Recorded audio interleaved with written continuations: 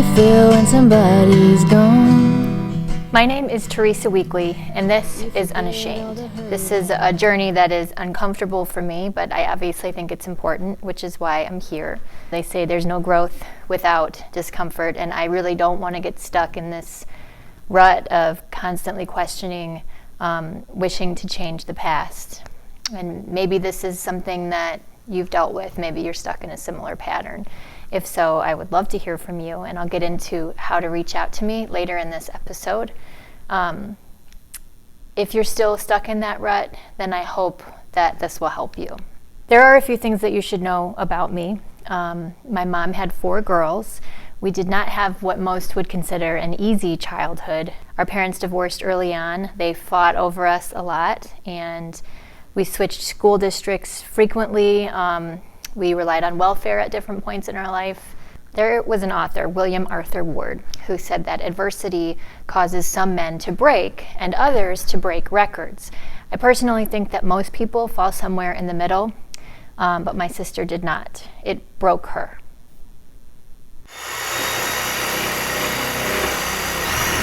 This time last year, I had no idea how much our lives were about to change, and I'm not talking about the pandemic. Maybe that's why I've busied myself with big projects lately. My husband and I are finishing our basement, and that involves a whole lot of things that we've never had to do before, including, we didn't do the drywall. Neither of us trusted ourselves to do drywall, but we did do the painting, and we're doing the trim work and the cabinets and the flooring.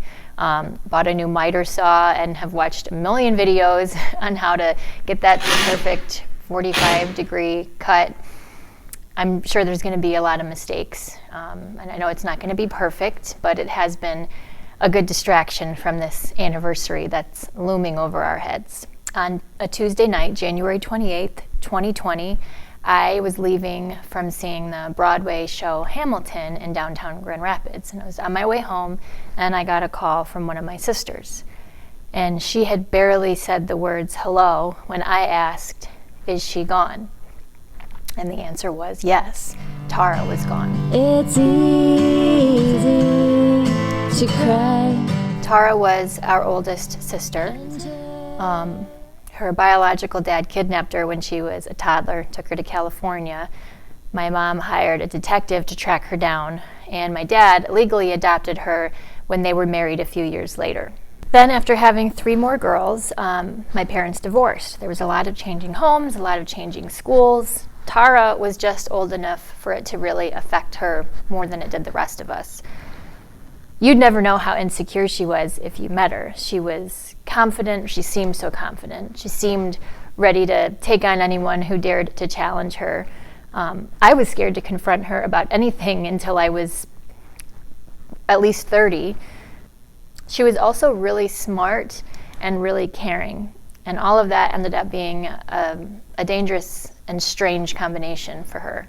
When I got that phone call and I asked that question, I think I already knew the answer. Tara struggled a lot with many things. She was an alcoholic. She was diagnosed with bipolar 2, and I also suspect she struggled with borderline personality disorder. We hadn't heard from her at that point in 24 hours, and that was after my younger sister, who found her drunk at home with our niece, who was in high school, had taken our niece and then left the house. We didn't hear from Tara again. Feeling settles in your bones. It doesn't really matter how she did it, only that she did it. And that's the part that I really just can't shake. The fact that she chose this, she did this, and we didn't do enough to stop it. That we should have done more, and what if, I guess you could fill in that blank in a million different ways, and that's pretty much what runs through my mind every day. I have 3 children, 8 years and younger. The youngest one is 1 year old. And they ask me, how did Aunt Tara die? What happened to her? And I tell them, well, she had a disease in her mind, and ultimately that's what she died from, was this disease in her mind that she tried to fight, but she just couldn't win. And I say it to them like this to protect them, but truly I should believe it, and I wish I could believe it, because she did have a disease in her mind, and she did fight it, and she just couldn't win. But as much as I tell myself that, as much as I have heard that from other people, I don't know, you still go back to those same old thoughts that what if I had listened more? What if I had shown up more for her? Why did I pull away from her at the time that I did? And why didn't I spend more time with her? Of course, it's easy to forget all the reasons that I did those things and what led up to that behavior. I didn't just decide one day, oh, I don't want to spend time with her. There were a lot of different things, wanting to protect my kids, the fact that she was unpredictable when she drank. You know, they say someone has to choose to get better, that they have to work for it. You can't force them to make it happen. And that's kind of part of what kills me too, is that she was trying to get better, and she had chosen to and was working towards it. I just didn't know a lot of what she was doing until it was too late. I found out after the fact that she had been going to ketamine clinics, which is something that can be helpful for alcoholics to overcome their addiction. I think there were reasons that she was scared to tell us that, or scared to tell us that if she had relapsed. But she did seem to be getting better. She seemed to be doing well. And then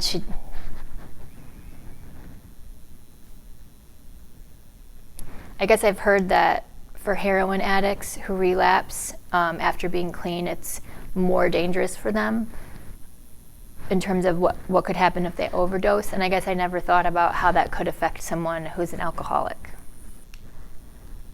I know she had thought about her decision many times. Obviously, she'd made the decision, but I don't think she would have acted on it in that moment if she had been sober. I know it's important to talk about these things. I'm learning that more and more every day. It's just, you feel like you're talking in circles because you think you've come to some realization, and then you circle back to the what ifs and the but I should haves. The real question I've asked myself over and over and over again in the last year is, could I have saved my sister? So I took that question to someone who treats people like her every day. His name is Dr. Eric Atchis. He's a psychiatrist in Grand Rapids. Thank you for joining me for this podcast. I appreciate your time. When you get people with that question, what is your response? I would never blame a family member, a friend, after someone has been lost to suicide. But I would also like to deflect blame from the person who's passed away. Often there's nothing, they have tried to reach out for help, they've had difficulty reaching out for help, and they, for one reason or another, have not been able to get what they needed to move from their spot where they feel so hopeless. And I think hopefully, as our society grows and continues to address this question, we will be able to move in a direction where there are more helpful and useful opportunities for people who are feeling like they're stuck in a place that they can't get out of. Something that comes up for me over and over again is I didn't even know that she had a gun. She never should have had access to a gun, especially not given her history. How could someone let her have a gun? And that if she didn't have that in that particular moment when she had been drinking and was in that mental state, that this wouldn't have happened. It's hard to move past questions like that. Yeah. There is no question that the presence of firearms in a home increased the risk of a violent death. And there are some common sense things that can be done to try to mitigate some of that risk. There are lock boxes that you can put ammunition in. Guns should be stored locked and unloaded in other places. Perhaps keys should be surrendered to those containers where that might be stored. But again, in your situation where you didn't even know that she had access to a gun or that there was a gun in the home, there was really nothing that you could have done to prevent that. I do think there is a responsibility from a public messaging and public awareness about the risks of firearms and about some of the things that we can do to make sure that responsible gun owners can continue to own guns, but to do it in a way that protects the people that live with them, that live around them. So there are methods that are available to minimize the risk of accidental or suicide using a firearm. One of the things I've found that makes me actually kind of angry when I hear it, and I never considered it before, is after my sister's death, on this side I had people saying, there's nothing you could have done. You basically just said it. This wasn't your fault. But then on this side, you see PSAs saying, you can save a life. There is something you can do. If you recognize the signs, if you do this, if you do that, you can save a life. And it's very confusing to me to hear both of these messages and try and understand how they fit together when they seem pretty contradictory. The challenge in holding both of those messages is that in some senses they're both true. There are some things that we can do that are very, well, I'd say relatively simple, that can make a difference in someone's life. You may pass somebody on the street and smile at them, for example. You never know how that smile may impact that person that day. There are, of course, stories of people who will say, I was on my way to a bridge and I was planning to jump off. And if nobody said hi to me or nobody smiled at me, I was going to jump off. And then somebody will have said something to them or smiled at them and saved their life in that way. So there are very small things that we as individuals can do that can sometimes make a huge difference. That being said, it is not, I don't think, possible to know the entire situation that we're in or that others may be in. So honestly, I think both are true. I think we have an opportunity to make a difference, and we should take every opportunity to do that. But if we find ourselves in a situation where things are out of our control, we can't blame ourselves for the actions of others. I think that's a really important principle that, what do we have ultimate responsibility for? It's our own actions and our own responses to stresses and other situations. And I think it's a dangerous line to say that we then have responsibility for the actions of someone else, especially if we don't know all of the inputs and what's happening in their lives and the things that are going on. It's easy to look back and see how something progressed and where maybe if I had done this, you never know what could have happened, but you start to see the points where you could have acted differently. With my sister, there were plenty of times where she reached out for help, and then you kind of felt like it kind of bit you that you helped, and there was not a lot of trust. With addiction, it's more complicated, and there's enabling and trying not to enable. And how do you know if what you're doing is trying to do the right thing by not being enabling versus maybe leaving them in a rough spot and not helping, not just not enabling, but not being helpful? I mean, I think one of the things that I would encourage family members, particularly who are dealing with loved ones who are struggling with addiction, is there really are groups that can be very helpful so you don't feel alone in those struggles. Al-Anon, Narconon are groups that are there for family members and for friends of people with addiction. And they, through working through those groups with other people who are dealing with the same thing, you begin to learn, okay, what are the boundaries I can set? Where are the places where I need to give tough love? Where are the places where I need to maybe make an exception and again, reach in and help? And I think that those types of settings and those types of groups can be really important for sorting that out. That said, I think we all try to make the best, most loving decisions we can with the information we have at the time. And if you can, if you or anyone are doing that, I just really can't assign any sort of, you've done the best that you can, you've done the best that you know how. And I ask people, please don't blame yourself. I mean, you have done the best that you could for your loved one, your family member, your friend. I always encourage people to reach out for help. And I realize that that's easy to say and sometimes very hard to do. And sometimes it feels like the help isn't as effective as I might like it to be, particularly with a relapsing, remitting illness like addiction. The natural course is for there to be relapses over time. And that can be very, very difficult for friends and family members.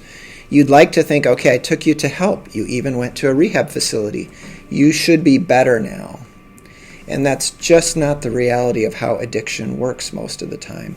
There's often a series of relapses and remissions, and hopefully at some point that remission sticks and somebody can have an extended period of sobriety and really return to a life that is more stable and more productive. But which one of the treatment episodes will allow that to stick, I can't predict for any individual person. And it seems like with every episode and relapse, there are fewer and fewer people willing to help. That's where I felt things had landed with Tara, was we'd been through this before, and I don't know, it's almost like you don't know what to do anymore.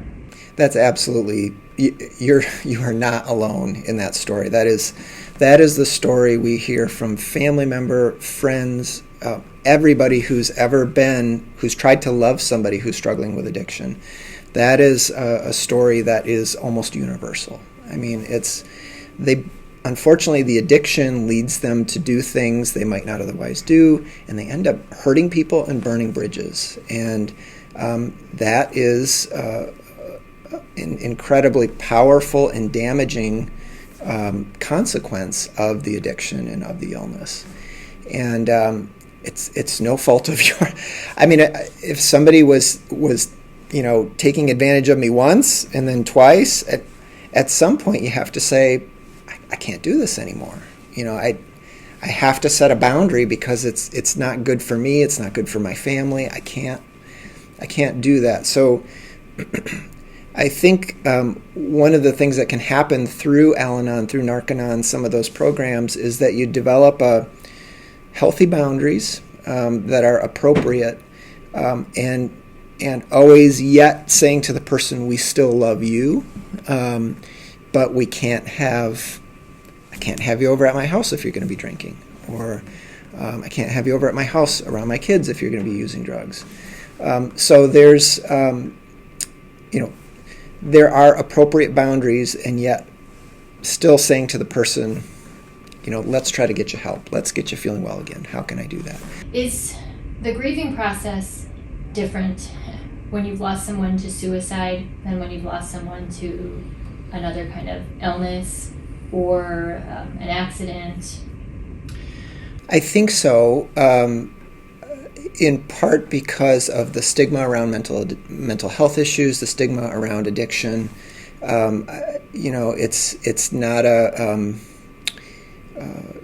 it's not a big heart surgery that somebody had and they didn't make it out of, for example, where you might say, oh my gosh, this was horrible, I can't believe it happened, but we did everything we could. We took the person to the hospital, we did what we could, and it was their time. And I think that it's much harder for us as survivors to be able to say that about somebody whose life was cut short by suicide, and not to minimize the loss of a loved one for other reasons.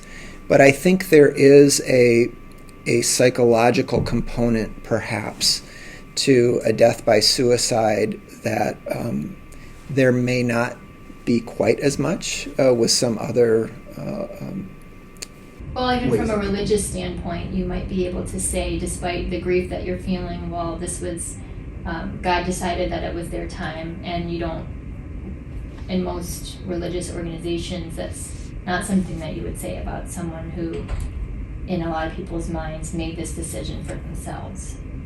Yeah, no, I think that's a really important concern, and because of people's beliefs, spiritual beliefs, that can be another kind of very difficult thing to grapple with. I think there's a lot of questions that we grapple with regard to death by suicide that might not occur with other types of death. whatever God you might believe in has got to be big enough to recognize this was a person that was struggling, and this was a person that felt that they didn't have other options, perhaps. Following what happened with my sister, I struggled with that as well, especially I have an 8-year-old, a 6-year-old, and a 1-year-old, and the 1-year-old doesn't understand any of this, but Sure. The older two, we didn't tell them exactly what happened. We kind of explained it in the sense, as I mentioned, of she had an illness in her brain, and that's what she died from. Yeah. And I think about explaining it to them that way, and that was advice that I had received, was to explain it that way. And then I think, why can't I just listen to that advice? Yeah. No, I think that ultimately is right. I think the explanation that you're giving to your kids is the right explanation. I think, so much of the way we view mental illness, death by suicide, has been layered on years of thinking about it, years of maybe not wanting to think about it, things we've been told, things we've heard, things we've experienced that create a worldview or a view of suicide that is different from other deaths. And I do think, I am hopeful that we will get to a point where that is no longer the case, that there won't be all of that extra layered on psychological pressure or feelings of guilt. And the reason that I'm hopeful about that is if you think about what has happened with the way we talk about cancer over the last 30 years or so. I remember when I was a kid, 5-6 years old, somebody in our community would develop cancer. And it was talked about in hushed tones. Nobody really talked about it. They were at the hospital. There was fear about whether you could go visit them and contract cancer from visiting them. People had a lot of thoughts about cancer, and it was a very stigmatized illness.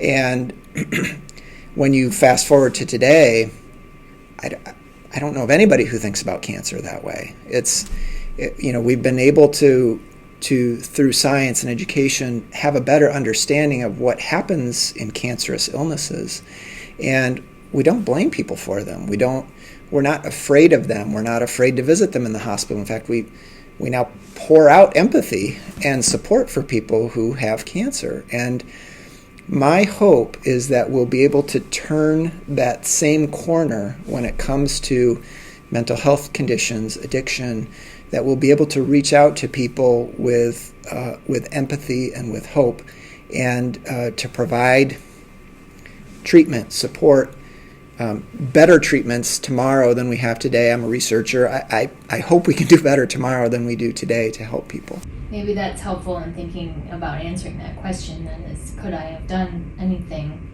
How would you answer that question if it was cancer? I think with cancer, some of the struggle people have might be if I had caught it earlier, for example. If I had found this cancer, this lump, whatever it may be, a year ago, would I have survived, or would my loved one have survived? And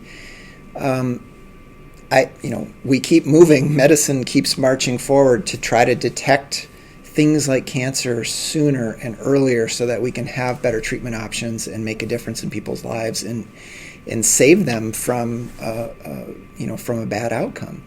And the same is true for mental health and addiction. We are trying to do better, and we're trying to learn more and to understand more about what are some of the pathophysiologic causes, how can we impact it, whether it's through counseling or medications or other treatments, bright light therapy on a cloudy day. What are the things that we need to do to try to impact these deadly illnesses so that they don't impact people in the way that they have in the past? Hopefully someday we'll be able to turn that same corner with mental health conditions.